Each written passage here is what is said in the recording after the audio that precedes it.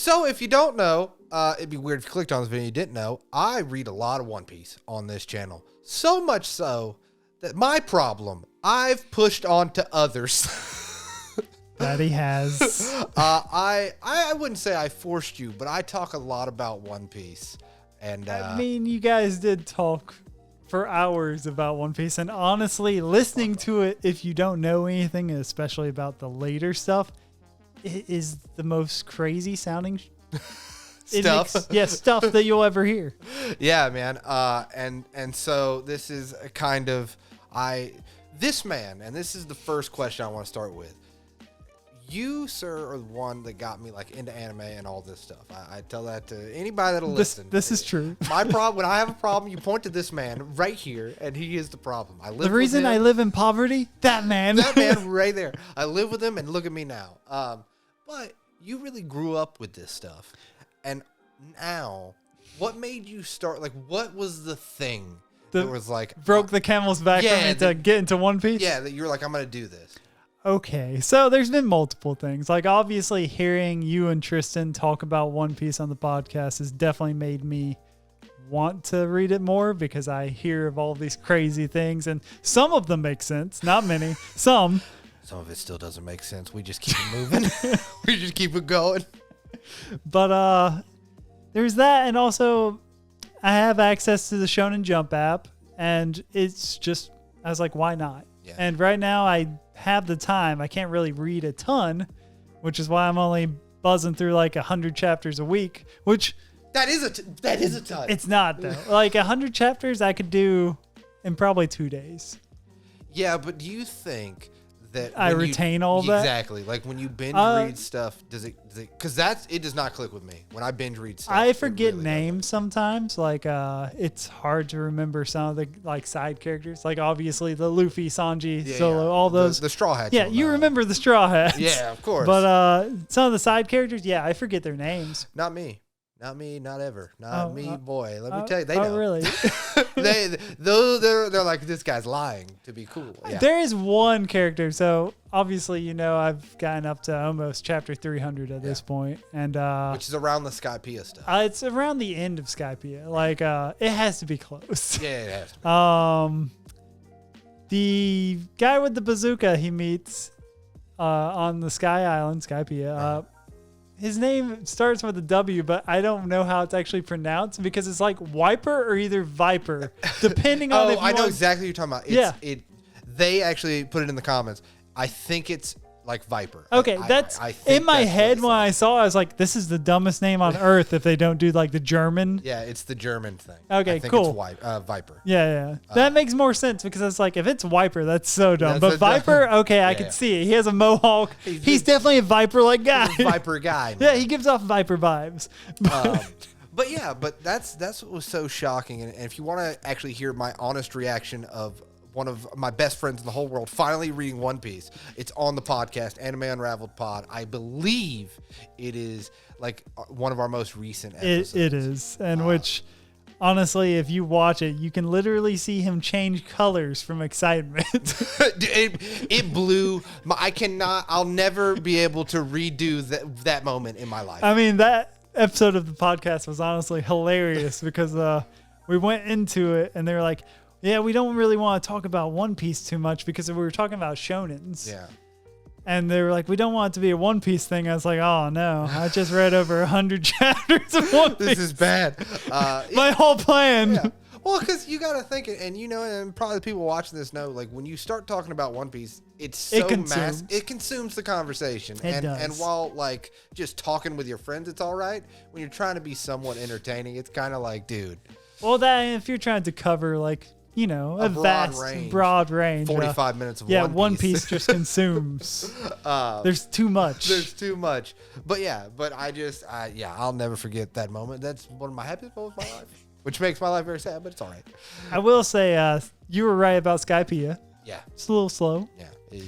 I did find my favorite part of it, which was actually the flashback of like Noland and I can't remember the native guy, I can't remember what they're called. They'll know. Put it in the comments. But their friendship and stuff, I was like, that's super cool. And also the misunderstanding that happened between them. it was really neat. Like, it was a good story. I mean, even I believe when I was reading through Skypiea, there are moments that are redeeming about it, but I think it was just compared to later. Well, even compared to where you're coming from, because you're coming from Vivi. Arlong Park and Vivi. Yeah, Alabaster. You're coming from that stuff, and it is like now that we can talk about it, I still think one of the best moments in One Piece, and especially later you'll realize kind of what Oda's doing, is that Vivi stuff, being the crew member without actually being the crew member, and they put their, having like you realize, because I'm sure you're in this like community and stuff, you've seen that image. Yeah, 100%. Now having the backstory of that image, like it's a super powerful image. Yeah, it really is. It blew my mind to a degree when I got to that. I was just like, this is what that's about. You're going to realize how much One Piece has seeped through already knowledge you know. Oh yeah, I mean, I'm sure Gintama has done references that I just didn't understand. Yeah. I mean, shit, Prince of Tennis. One Piece is it's in everything. Think about it. And that's like kind of leads into my second question that I kind of had for you is it's been around for so long, and it's hard for me now because I've read everything. Yeah. How do you think, fresh off of it, can you tell the age of it? By reading it? By reading it. Can you like, how does the art stand up? How does the dialogue stand up? Can you see that it comes from that era? Or do you think if someone picked it up today in 2023, so I do have some strong thoughts on this. So that's why we're doing this video. Yeah, volume like probably 1 through 3. I don't know what chapters that covers, but I will say those volumes are a little hard to get through because it's not that you can tell the age of it as much as you can tell that Oda has grown so much throughout. Like the details, the fight scenes, it's not lackluster, but in comparison to even like volume 4, it seems that way. Like Oda evolves constantly, and getting to Alabaster, it's like a completely different author compared to like volume 1. Yeah, Oda is one of those, and that's what I think is so cool about it, is you can see him evolve as an artist so quickly. Like I mean, again, to like volume 4, it's a completely different art style to a degree. Like, yeah, the overall feel of it's the same, but as far as details, the way he shows movement, all of the fight scenes, it's completely different compared to like volume 1. And while I think those first volumes, like I revisited the first volume, and I think while they always will have such iconic moments, they do. You kind of got to get that away from you and be like, it is rough to start One Piece. Not only is it rough to start One Piece, you have to speak on the fact of like, there are 1,000+. So that hurdle is tough. Like, hurdle is. It's a harsh commitment. It is one of the manga or animes where you literally have to be like, okay, if I do this, yeah, it is a good portion of my life. And the thing is, like, not only is it a good portion of your life, but if you're like me, it's very difficult for me to like stop reading one thing and then come back to it later unless I'm like at the end of a specific arc or something. Yeah. And which with One Piece, there are several break off points that you could easily be like, okay, I'll take a break. Yeah. I will not do that. I think that'll help you in the long run because I am noticing now, being a week to week reader, it is kind of tough to always have that 7 day, sometimes 14 days, sometimes 21 days. Like there are breaks in between. And especially when he is, and if you're current, you'll kind of know this, he's kind of got a mystery going on right now. And it's tough when you have that break to be like, okay, what were they doing? You know, like what was going on? And I totally get, and I think that'll help you in the long run not taking a break because characters will be fresh and you won't have to be like, because he is one of the goats, as they say, of bringing in this character that was in there for a panel or a page. Yeah. And then later on down the bring story, him back. Like, what happened? Well, yeah, that's why I kind of actually really like that I've seen with Oda, especially like once you get past about volume 4 or 5, somewhere in there, he starts doing the beginning chapter scenes where it's like reflecting on old enemies or just sometimes just old characters that you don't actually see in the main story for a while. And it's really cool because you end up seeing these stories of them just one panel at a time. And he redeemed some characters. Like, I didn't think he could redeem some of these characters, and yet he somehow does. Through one page. Through one page at a time. Like, no dialogue except for, like, sometimes just the title of the thing. Yeah, like... You're going on this journey, and some of these are, like, 80 chapters of title pages. Oh yeah, 100%. To redeem this one character that was kind of a throwaway, like, side character. Yeah, like the ones that come to mind are Django, the hypnotist, and Full Body. Uh-huh. Yeah, those two. Full Body, I thought he was just a throwaway character when you first see him because Sanji, like, finishes his career. Yeah. No, he ain't coming back. But then he comes back and he's actually really cool. Yeah. I just think it's so awesome that there's one with Buggy later on. Oh, well, yeah, I've seen a few with Buggy, like, right afterwards.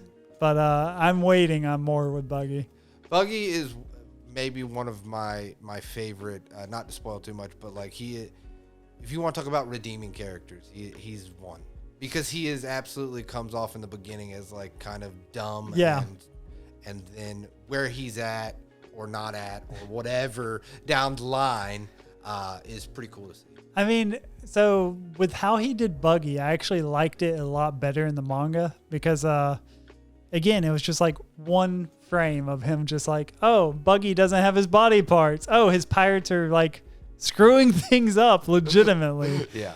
And then having him come back right when you get to the Grand Line, essentially, he shows up for like a minute and he's, back to full Buggy. Yeah. But the way that it's done in the manga is so much better than in the anime because in the anime, I remember there being full episodes of just Buggy being like, small piece Buggy. Goofy, and I was like, this is not what I'm here for. Now, if you want to go back and show me some more of Sanji's past or something, I'm for it. Yeah, and I still think they did Sanji's past so dirty in the anime, too. They did. I did not know about this until I read the manga. And also, I watched the 4Kids version of the anime. I'm pretty sure. The lollipop version. Yeah, so the lollipop version, that was one problem. The other problem was, what is the chef captain's name? It does start with Z. I'm gonna get Zeph. Yeah. They did him dirty in the fact that in the manga, I'm pretty sure Sanji got thrown over. Well, in the anime, he got thrown overboard, and Zeph dove in to save him, and his leg gets caught in like a rope. He has to chop off his leg to save Sanji. That's not what happens in the manga at all. My mind was blown when this happened in the manga.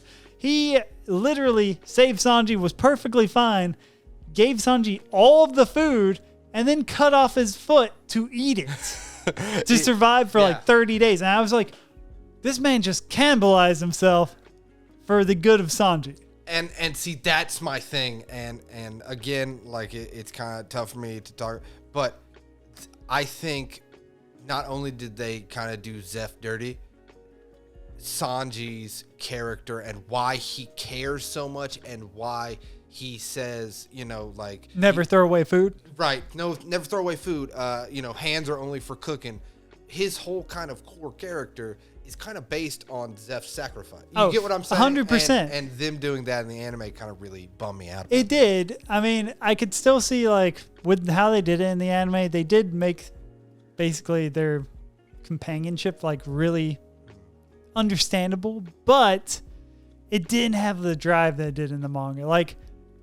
Someone cutting off their foot so you can have the food, that is next level. I was just dear God. It's one of my favorite. It still sticks out in my head. I mean, there's that, and as far as early East Blue stuff, the only other big scene that has a huge impact, at least to me, is when Nami finally asked for help. Oh my God. Dude, that shit hits in a different kind of way. When Luffy takes off his hat and puts it on her, you're just oh, we're about to see something. Uh-oh.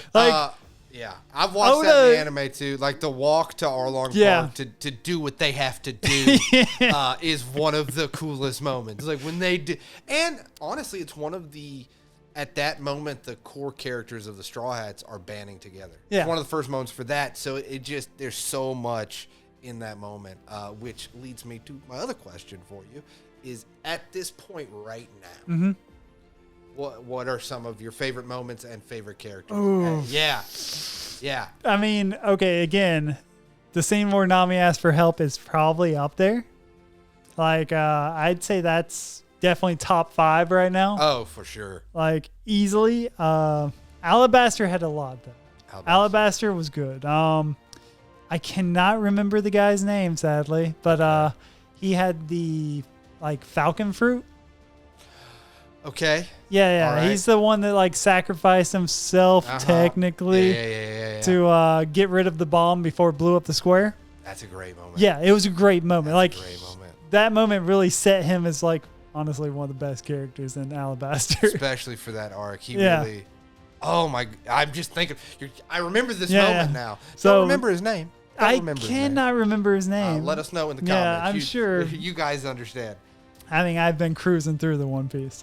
But there was that.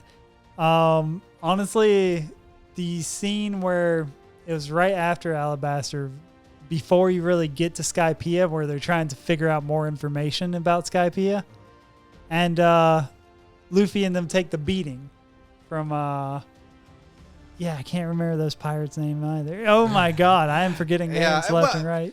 They're used to this, okay? I don't remember any names ever. So, listen, they know. They come to this channel, they know what to expect. I should have written some notes. But anyways, they take a beating because basically Luffy's like, they're not worth their time. Like, and it's the same thing that Shanks had done prior. So when he comes back, because those pirates end up attacking Nolan's, not ancestor, what's the opposite of ancestor? Opposite of ancestor? Okay. Hear me. Okay, go ahead. What's the opposite? A stranger? No, I'm saying, okay, if someone's your ancestor, what are you to them? Oh, okay. That's what I'm looking for. Descendant. Descendant, yeah. Nolan's descendant had some of the gold that he found to prove the fact that Nolan wasn't a liar. And these pirates came and stole it all and beat the living crap out of them. Crap out of them, yeah. So Luffy does what Luffy does and is like, okay, I didn't mess with him earlier, but now I'm gonna. But now I have a reason. Yeah, literally One Punch Man's this man into the ground. It was one of the greatest moments. Happy birthday to the ground. I mean, yes, happy birthday to the ground because those pirates, Oda does the best job of writing villains. Like, he makes you actually hate these people, and yet somehow he can redeem some of them. That's the crazy That's part. the thing that blows my mind because Wapol, the guy that was of the drum island. It's like Warple or Wapol. Yeah. Hated him. Absolutely hated him. He's brought him back for the beginning chapter, like just to like slowly have him redeem himself as like making toys and stuff for kids. And it's so weird. I'm like, do I still hate him? I don't know. I don't even know anymore. Welcome to One Piece, dude. Like that is literally in One Piece.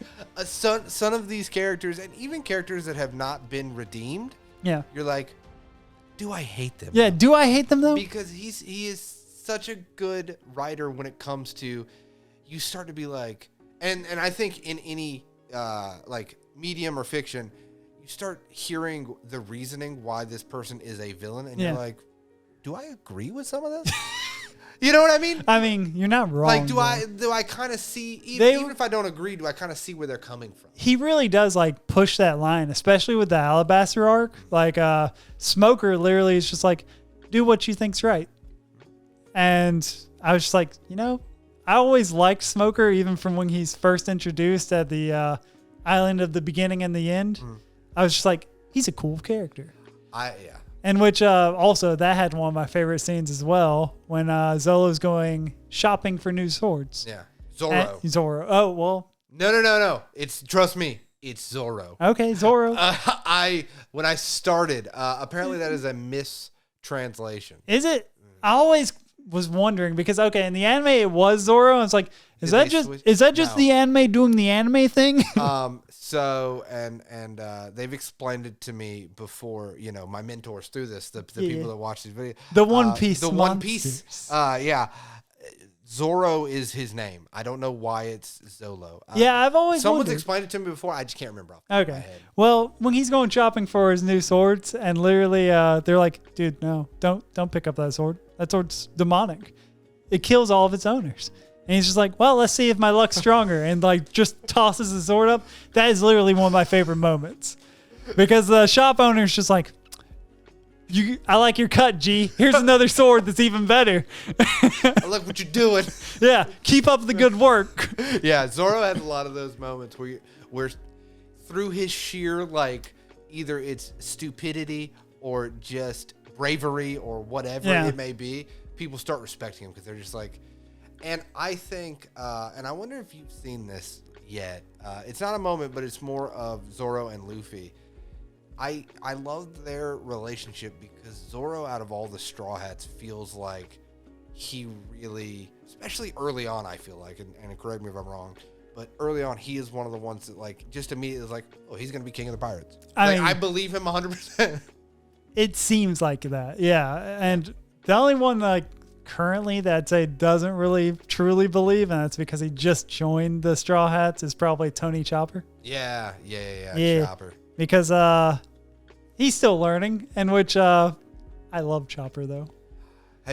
Have you gotten to his backstory yet, or has he just joined the crew? So I haven't gotten his full backstory. I got the backstory of yes, he ate the human fruit. Right. Yeah, and that doctor, like, he accidentally poisoned the guy that was teaching him medicine. Shocker. Okay, so you haven't gotten to, like, his backstory island is what I'm No. All right. Okay. I just didn't know if that was like right back to back. Nah, it's probably after Skypiea. Yeah. But he's had some amazing moments too, and he's literally just joined the crew. I'm still waiting for some of the characters to have their moments. You know, I want to live. See, that's the thing. I know it exists. I don't know the context. I'm like, it's gonna be a good one. Yeah, that is. If you want to talk about it, because you brought it up, I wasn't going to spoil anything, but that is one of my favorite moments. Oh, I bet.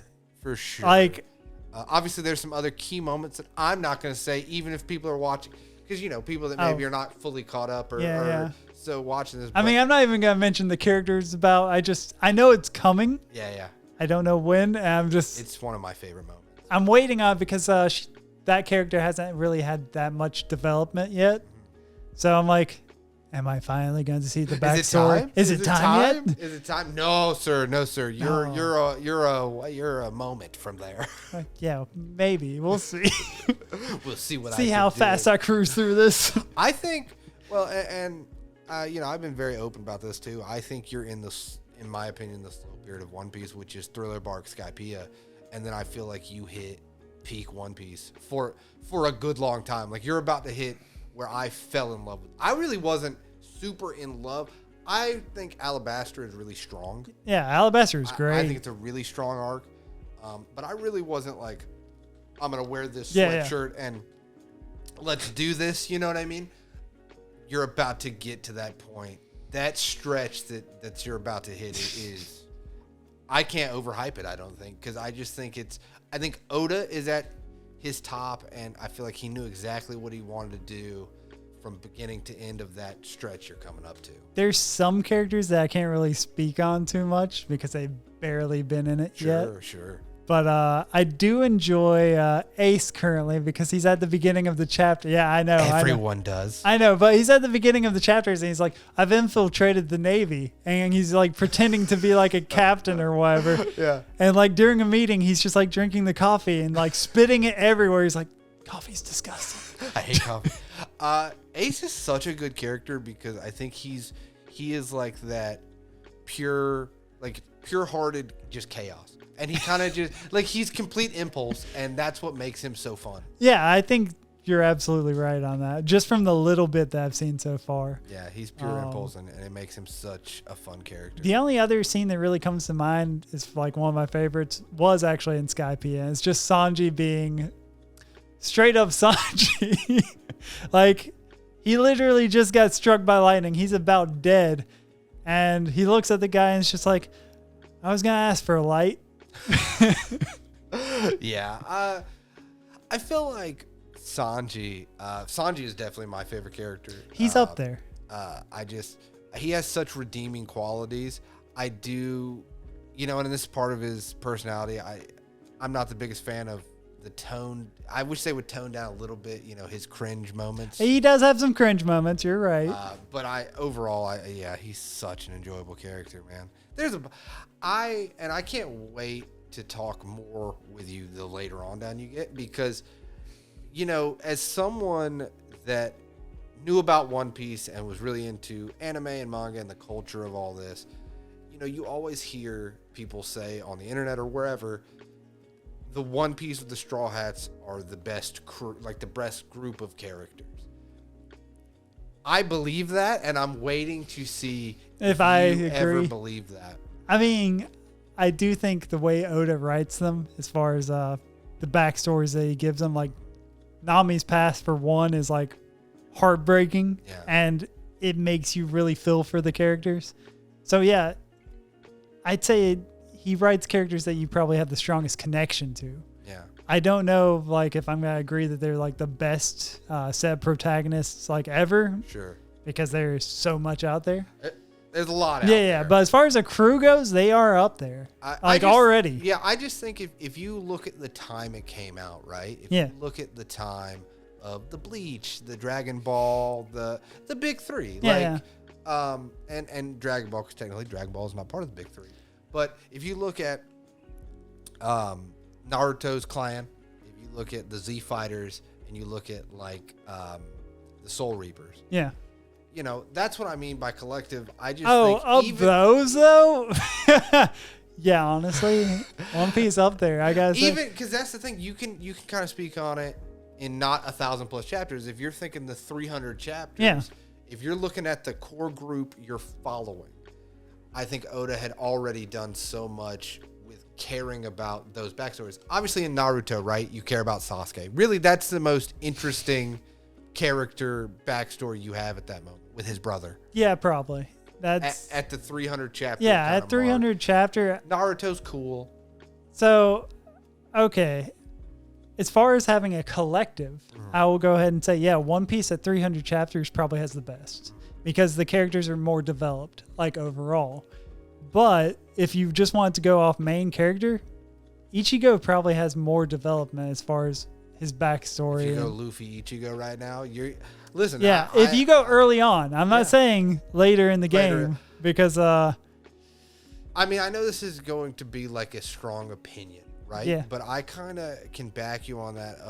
I think Luffy grows a ton. I'm sure he does, and he's a great main protagonist. And I think even when it does the classic shonen of I believe in my friends and my power. I mean, they all did it, right? I think Luffy sells that really well. He does. But I think what elevates Luffy is the Straw Hats. Oh, 100%. And I think that's why. Well, I think Luffy even admits it. Yeah. Like early on, he's like, I'm the captain, but I need these other people. Like there are a bunch of things I can't do. And Oda really develops him that way. And I think that's what brings Luffy together as like if you want to have the conversation about strong protagonists is because if you look at the Goku, Naruto, Ichigo, if you look at those characters separately, you can make conversations of like Ichigo really did have a really strong backstory. Especially at the very beginning of the manga as well, because they jump into his, I guess, past trauma real early, and like with his mother and all that stuff. But if you pictured all of them standing, right, and you're trying to do, I could hear that conversation. But then out of the shadows, if their people step people step up behind them. The Straw Hats are. Oh, okay. Yeah, that's a crew that's gonna be hard to beat. I'm sorry. If you look at the Z Fighters and all of them. Also, I can't remember. I think it might be. So you're talking about Dragon Ball Z not being one of the big three. Yeah. I'm pretty sure Dragon Ball Z, Sailor Moon, and I think it's Yu Hakusho. They were called like the Golden Three. I never knew that. I only recently found like old posts about it. I was like, Golden Three? Golden Three? I was like, oh, okay. That makes sense though, because those were three strong contenders they were huge at that time too. But kind of, to not, because we can, again, One Piece can devour conversation easily. But like kind of my final thing, as of now, obviously things change. Like my final question is, as a person that lived through and is currently living through the One Piece hype. Oh, yeah. How do you feel about it right now? I mean, I'm enjoying it. I wish I would have read some of it earlier. Sure.